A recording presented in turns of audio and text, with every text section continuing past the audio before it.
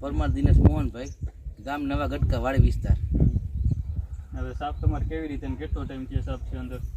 સાપ અડધો કલાક થઈ ગયા અહીંયા આવ્યો એને. આમ આ બાજુથી આવ્યો અને અહીંયા આવીને સીધો આઈટુમાં ગળી ગયો. હા, એટલે હું કે કોઈ સાથે નીકળે એમ કે નથી એવું છે? હા હા.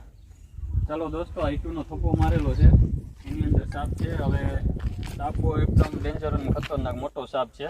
કેટલી વાર છે સાપ જઈ શકે એમ નથી, એટલે આપણે ભાઈએ રેસ્ક્યુ માટે કોલ કર્યો છે. આપણે એને રેસ્ક્યુ કરવા અહીંયા પહોંચી ગયા છીએ. હવે આમ તો જોયો છે પણ સાવ ક્લિયર નથી જોયો કે સાપ કેવડો મોટો છે ને, પણ તમને બહાર રેસ્ક્યુ કરી તમને બહાર કાઢી અને બતાવીએ કે કયો સાપ છે અને કેવડો મોટો છે.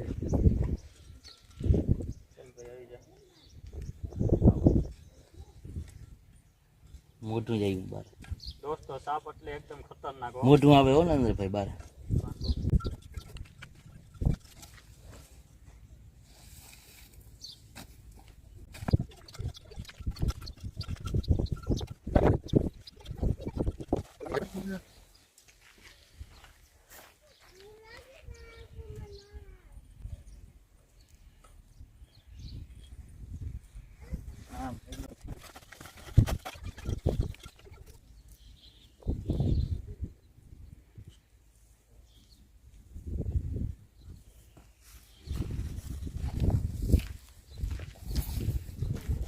મોઢું આ બાજુ કાઢ્યું બહાર.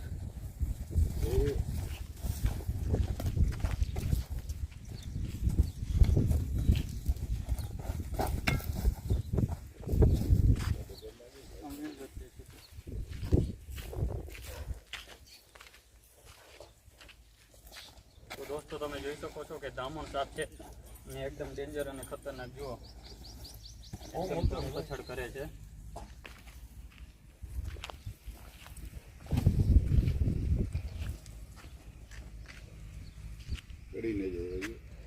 દોસ્તો, આનું ગુજરાતી નામ છે દામણ સાપ અને ઇંગ્લિશ નામ છે રેડ સ્નેક. એટલે કે સાપ છે એ બિનઝેરી આવે છે, સાવ નોન વેનોમસ આવે છે. આમાં કોઈ જ પ્રકારનું ઝેર આવતું નથી. ખોટો આપણા ઘરની આજુબાજુ અથવા તો વાડી વિસ્તારની આજુબાજુ, રહેણાંકની આજુબાજુ જોવા મળે તો આને ઝેરી સાપ સમજી અને મારવો નહીં, કેમ કે આ હાવ નોન વેનોમસ સાપ આવે છે. આમાં કોઈ જ પ્રકારનું ઝેર આવતું નથી. ગ્રુપનો જેટલો ખતરનાક આવે છે કે માણસ એનું રૂપ જોઈ અને બી જાય છે. આમ સાવ નોન વેનોમસ આવે છે.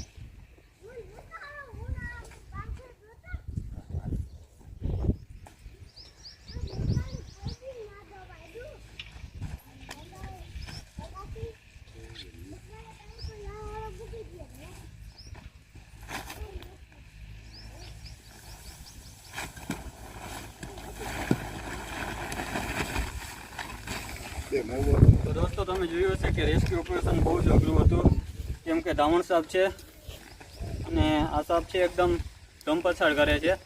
એક તો એનું વજન એટલું હોય અને પાછું જ્યારે આ રીતે ધમપછાડ કરે ત્યારે એનું વજન છે એ ડબલ થઈ જતું હોય છે.